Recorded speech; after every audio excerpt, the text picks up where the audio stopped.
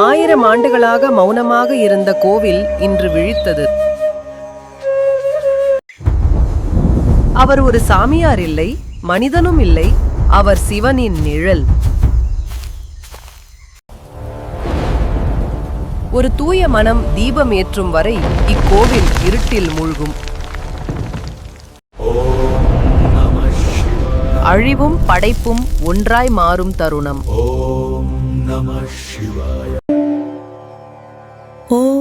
சிவன் இங்கேயே இருக்கிறார், நினைவில் காத்திருக்கிறார்.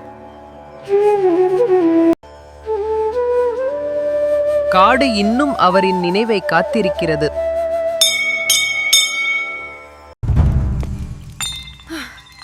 ஒளிக்கான வழி இருளில்தான் மறைந்திருக்கும்.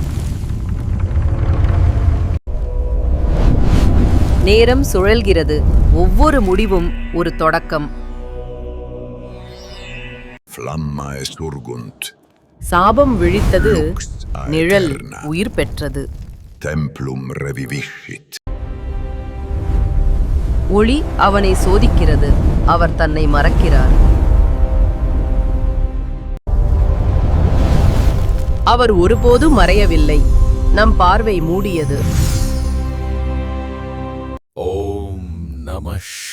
அழிவு, அதுவே பிறவியின் விதை.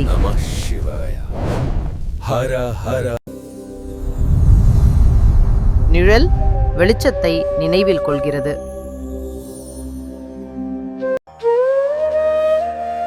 ஒரு தீபம் போதுமே, இருள் முடிவடைகிறது.